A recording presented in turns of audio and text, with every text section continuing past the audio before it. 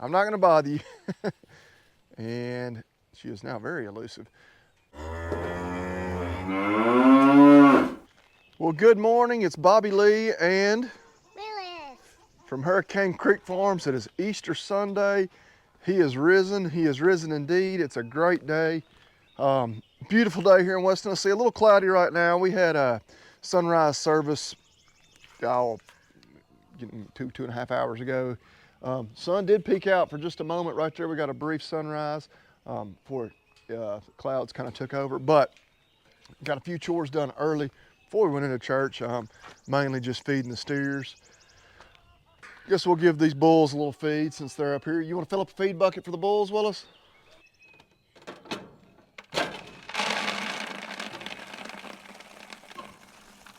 There you go, use that mallet. Young man knows what he's doing. Yeah, we're gonna get some herd checks done. Obviously from the last video, everybody, judging by the comments, worried just like we are about that calf that we could not find, but all right, we're gonna hope we get some better news on him for you all today. You having a little trouble? Here, I'll hold the door open. Keep banging on it. There we go, we're just about full. That'll be good. Yes, got those boys fed. We're gonna ride back here and check on these cows, see if we can find that calf. This is first order of business. So as we get out here and walk around, we have had 3 more new calves since our last full-length video. Of course, we're doing some kind of shorts videos to give you more up to the moment updates on calving. So I hope you're checking those out. The horned cow right over there, still don't see her calf. Of course, we got the creek right here. We'll ride around where we can go over there. Look at that crew a little closer. 3289 is one that is yet to calve that she's at least on the watch list for one of the next ones. We've got 13 left to calve. Of those 13 though, 5 are out of my father-in-law's herd, and we don't know when they will calve. Just because the way his bull situation was, the neighbor's bull in with them and that sort of thing. But I'm trying to see where's some of the newest ones that we haven't filmed. This 215 heifer did calve, but I don't see her calf. A lot of these cows, and it drives me crazy. It drives some of y'all crazy too, because y'all want to see them. Y'all want us to be able to confirm everything's fine. They stash these new babies, in a thicket somewhere, and go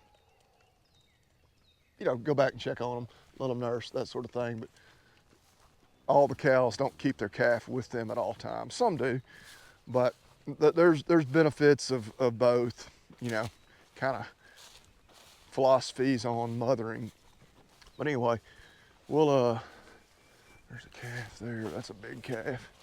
Not gonna be one of the newest ones, but yes, number 006, 101, and that 215 all calved, which those were the 3 we were watching for. They were all born on the same day, which is where our calving season is gone. It's feast or famine. They were all 3 born on Friday, so about 48 hours ago. Y'all coming up out of the creek, girls? Whoa, easy now. All right, well, we're gonna cross the creek, see if we have any better luck finding some of these other calves. So a little baldy calf right here with the black white faced cow. That is one of the newest ones that was born 2 days ago. But they're in good shape.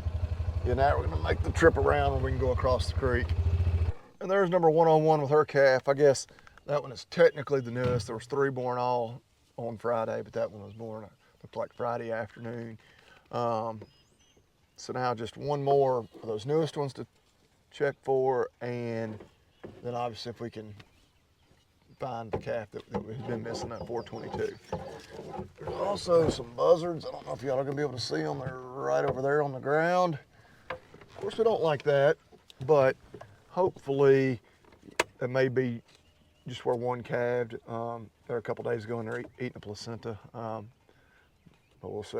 There's always the worst case scenario that we have a dead animal.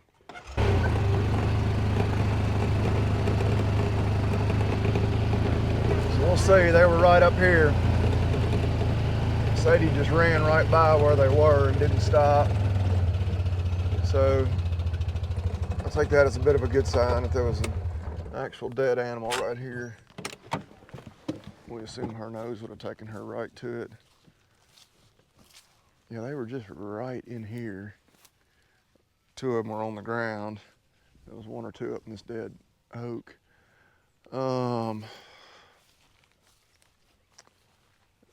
Yeah, I think they were probably just hanging out.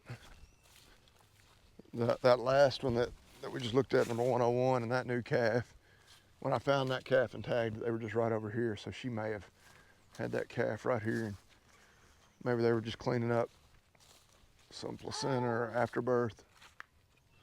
Oh, that's a little box turtle.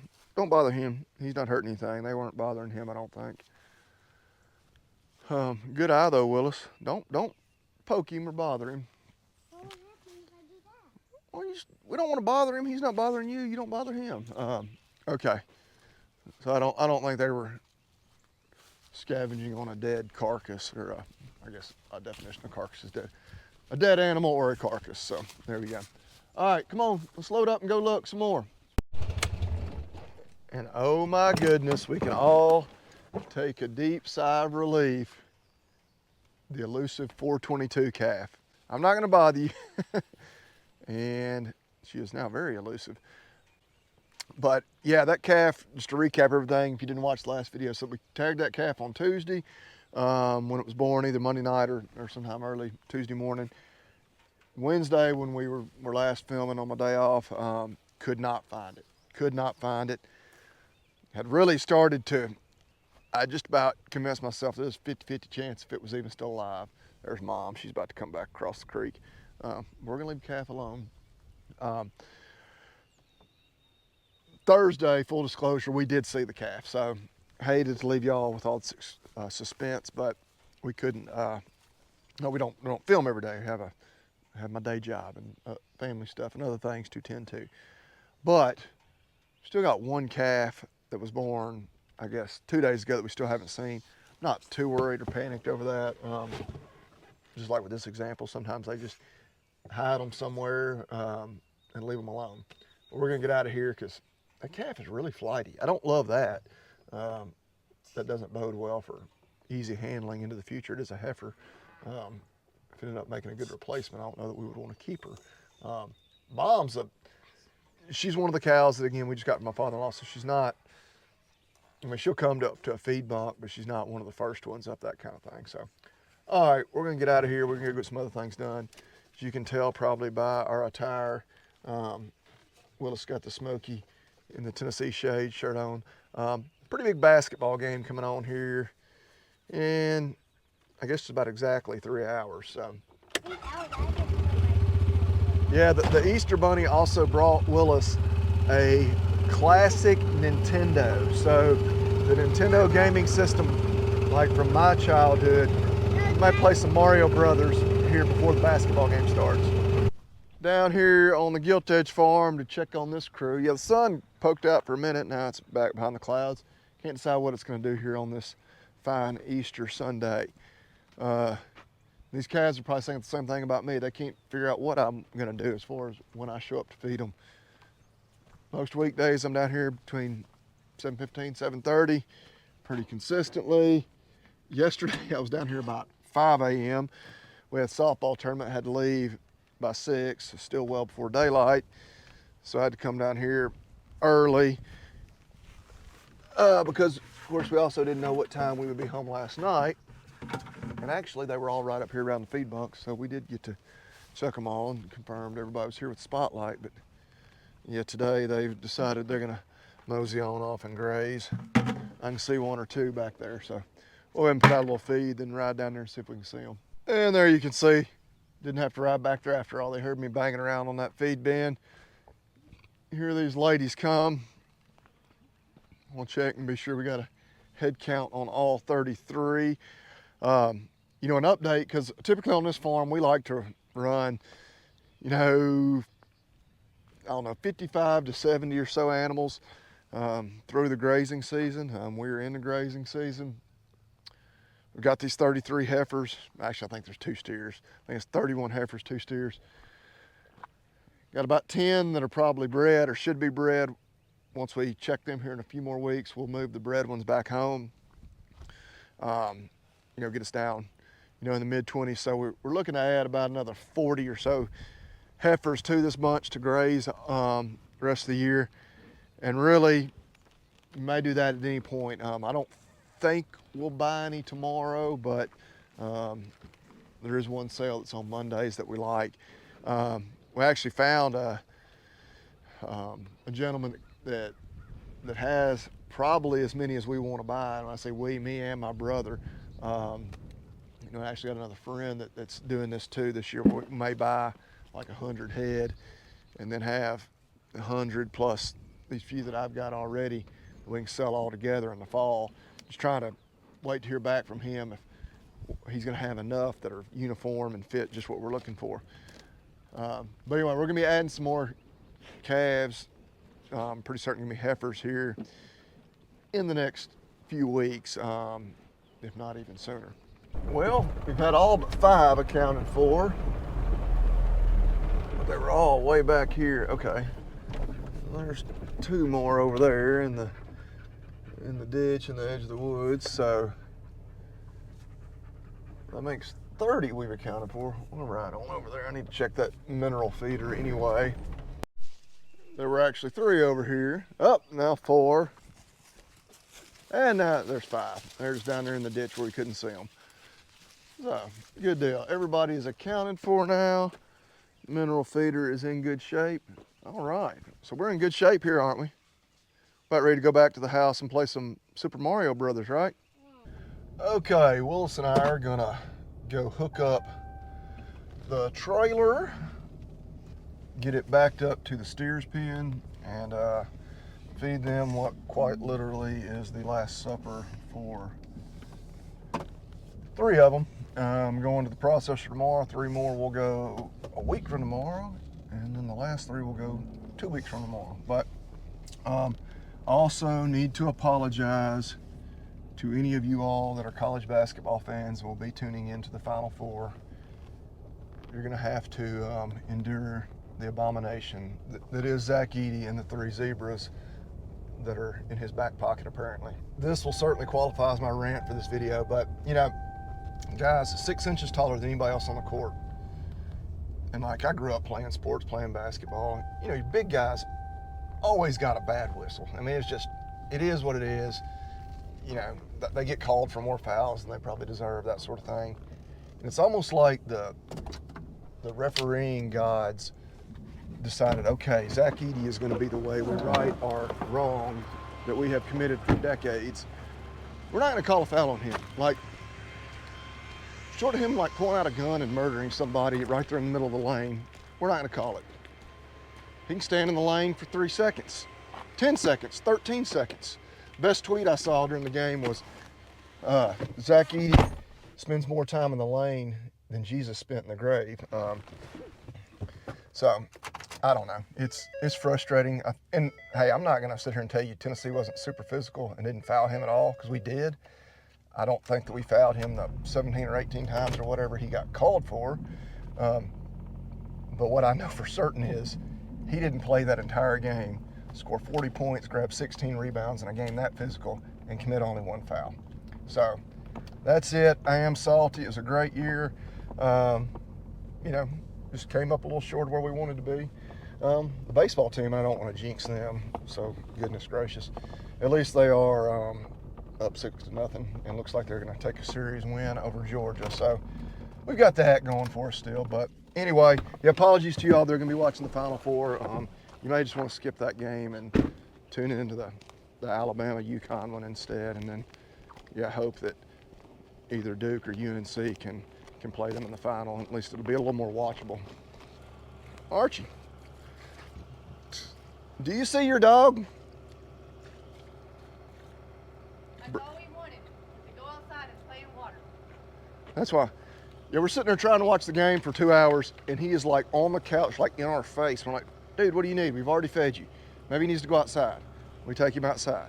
Nope, he doesn't need to go outside. He just, yeah, I guess the man, he was pinned up all day yesterday because we were at the softball field, but now he's getting his room to run. So anyway, yeah, that was my rant for the video. Rant over. Let's get this trailer hooked up.